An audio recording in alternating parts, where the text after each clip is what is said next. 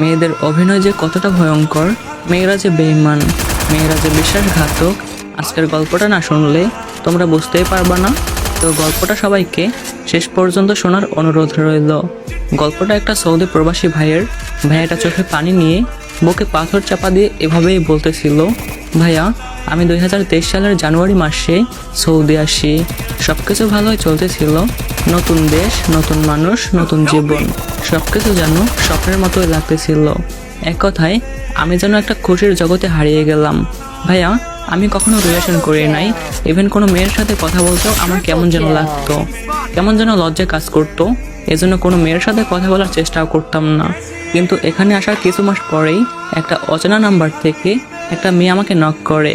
প্রথমে আমি তেমন পাত্তা দেই নাই, কারণ ওই যে বললাম আমি কোনো মেয়ের সাথে কথা বলতে কমফোর্ট ফিল করি না। কিন্তু মেয়েটা আমাকে একের পর এক মেসেজ করে যেত। একটা পর্যায়ে আমি কৌতূহল নিয়ে তার সাথে কথা বলতে শুরু করি, তার পরিচয় জানতে চাই। দেন সে আমাকে বলে সে নাকি আমার একটা আত্মীয়র বান্ধবী। আমি বিদেশ চলে আসার পরে আমার সিমটা আমার আম্মু ইউজ করতো, কিন্তু সেই নাম্বার দিয়ে আমি ইমো ইউজ করতাম। আমি জানতে চাইলাম যে নাম্বার কিভাবে পেলেন।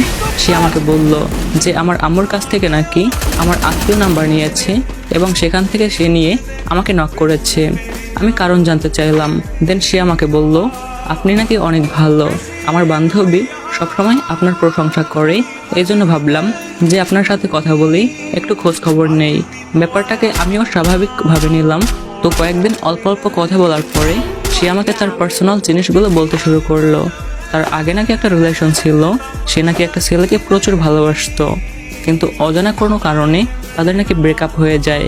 তার কথা বলার মতো কেউ নাই, সবসময় একা একা থাকে, দম বন্ধ হয়ে আসে। এজন্য নাকি আমাকে নক করেছে, আমার সাথে কথা বলে একটু হালকা হওয়ার জন্য আমাকে নাকি নক করেছে। ব্যাপারটা আমিও সহজভাবে নিলাম। ভাইয়া আমি সহজ সরল ছিলাম, গভীরভাবে তেমন কিছু ভাবতাম না। বিষয়টাকে আমি স্বাভাবিকভাবে নিলাম।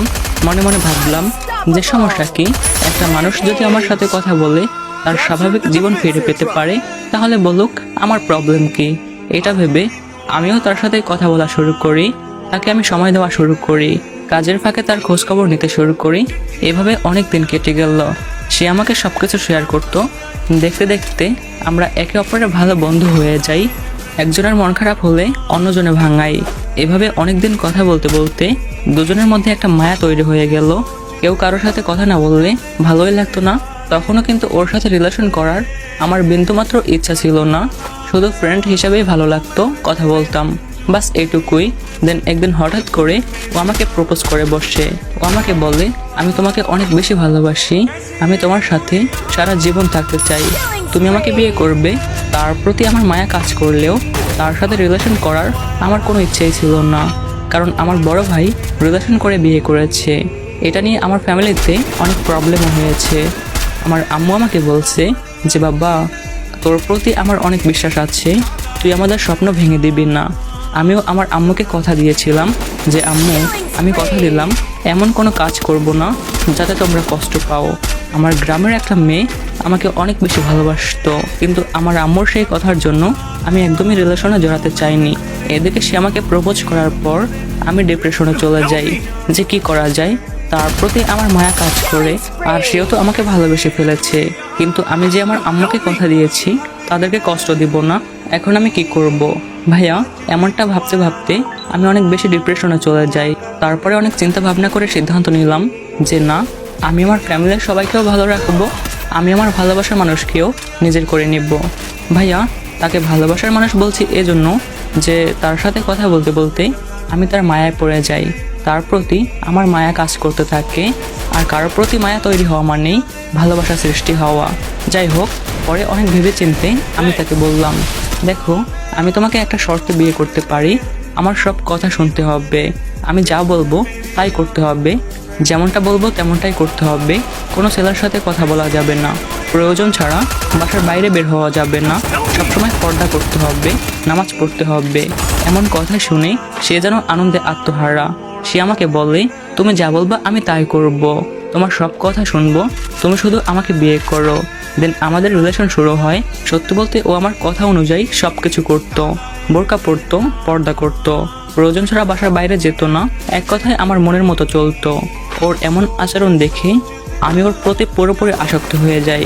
ভাইয়া, ও আমাকে এত বেশি ভালোবাসতো যে আমি সামান্য বকা দিলেও ও কান্না করে ফেলতো। আর আমি তখন এতটাই বোকা ছিলাম যে ও কান্না করলে মনে হতো ও আমাকে সত্যিই ভালোবাসে। এজন্য ইচ্ছে করে ওকে বেশি বেশি কান্না করাতাম, ওকে রাগাতাম, ওকে এমনটা বলতাম যে একটা মেয়ে আমাকে মেসেজ দিয়েছে, ওর সাথে কথা বলেছি, এমন আরও মিথ্যা কথা বানিয়ে বলতাম। আর এটা শুনে ও কান্না করতো। আমাদের ভালোবাসা এতটাই গভীর হয়ে গিয়েছিল, ও আমাকে একটু সময়ের জন্য না পেলে পাগল হয়ে যেত। কাজ থেকে ফিরতে একটু দেরি হলেও কান্না করে ফেলতো। ও যদি কোনো ভুল করতো, ভাইয়া, আমি ওকে 20 বার কান ধরে উঠবস করাতাম, ও কিছু মনে করতো না। ও সবসময় হাসতো আর বলতো, তুমি যদি খুশি হও তাহলে আমি খুশি, তুমি যদি খুশি থাকো তাহলে তোমার জন্য আমি সব কিছু করতে পারি। ভালোই লাগতো ওকে, হৃদয়ের গভীরে ওকে জায়গা দিয়ে ফেললি। দেখতে দেখতে অনেকগুলো মাস কেটে যায়, সব কিছু খুব সুন্দরভাবে চলতেছিল। দিনের দিন হঠাৎ করে ওর ফোনটা নষ্ট হয়ে যায়।